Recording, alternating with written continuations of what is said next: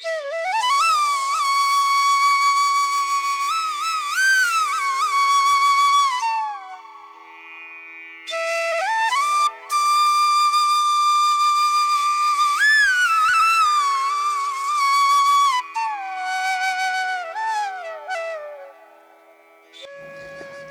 મિત્રો, ફરી એક નવા વિડીયોમાં તમારું હાર્દિક સ્વાગત છે।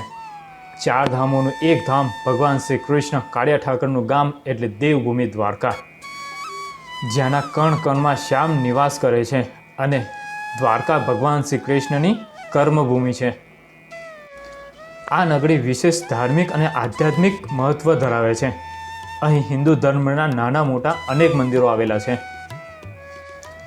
મિત્રો, મારું માનો તો કોઈ પણ ધાર્મિક સ્થળે તમે જાઓ તો ચાલીને મંદિર સુધી જવું, જેથી ત્યાંની વધુ માહિતી તમને મળી રહે। આગળ જતાં અમને ગાયો મળી। શ્રી કૃષ્ણે બાળપણનો સમય ગાયો ચડાવવા માટે જ વિતાવ્યો હતો, તેથી જ તો કૃષ્ણને ગાયોનો ગોવાર કહેવામાં આવે છે। ત્યાંથી આગળ જતાં સર્કલ પર માણુભા માણેકની પ્રતિમા બેસાડવામાં આવેલી છે। કહેવાય છે કે 1857માં અંગ્રેજો દ્વારકામાં પોતાનો નેજો ફરકાવવા માટે દ્વારકા પર આક્રમણ કર્યું હતું, જેમાં યુદ્ધ દરમિયાન મારુબા માણેક વીરગતિને પ્રાપ્ત થયા હતા। ગોમતી નદીના કિનારે વસેલું આ નગર હિન્દુ ધર્મનું પવિત્ર તીર્થ છે।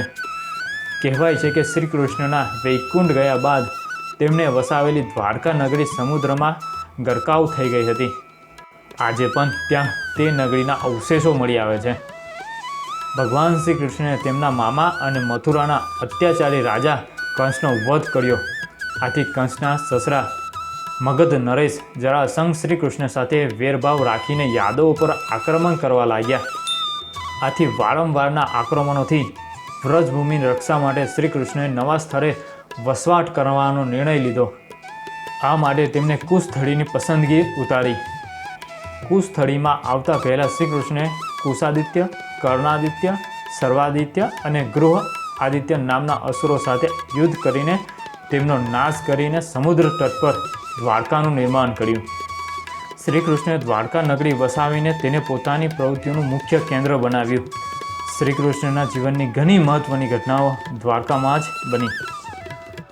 કારાતરે ધર્મરાજ યુધિષ્ઠિરે શ્રી કૃષ્ણના પૌત્ર વ્રજભાનને શૂરસેન દેશનો રાજા બનાવ્યો। મોટા થયા બાદ વ્રજભાન દ્વારકા આવ્યા અને તેમણે શ્રી કૃષ્ણની સ્મૃતિમાં એક સુંદર વિશાળ મંદિરનું નિર્માણ કર્યું, જે આજનું વિદ્યમાન જગ મંદિર દ્વારકા। હિન્દુ ધામના મંદિરના શિખર પર ધ્વજારોહણનું વિશેષ મહત્વ હોય છે। ભક્તો પોતાની માનતા પૂર્ણ થતાં ભગવાન દ્વારકાધીશના જગત મંદિરના શિખર પર નૂતન ધ્વજારોહણ કરાવે છે। ખાસ કરીને ભગવાનની ધ્વજા તમામ રંગોથી બનાવવામાં આવે છે, પરંતુ કાળો અને લીલો આ બે રંગો વર્જિત હોવાથી ભગવાનને શિખર પરની ધ્વજામાં આ બે કલરના કાપડનો ઉપયોગ થતો નથી। 52 ગજની ધજા કહેવામાં આવે છે, તે પાછળનું કારણ એ છે કે 27 નક્ષત્ર, 4 દિશા, 12 રાશિ, 9 ગ્રહ આ તમામનો સરવાળો 52 થાય છે, તેથી 52 ગજની ધજા કહેવાય છે। આ સિવાય દ્વારકા પર 52 પ્રકારના યાદવોના પ્રતીક રૂપે 52 ગજની ધ્વજા ચડે છે, જે દિવસમાં 5 વખત બદલે છે। દ્વારકા 7 મોક્ષદાયક પુરી પૈકીનું એક છે।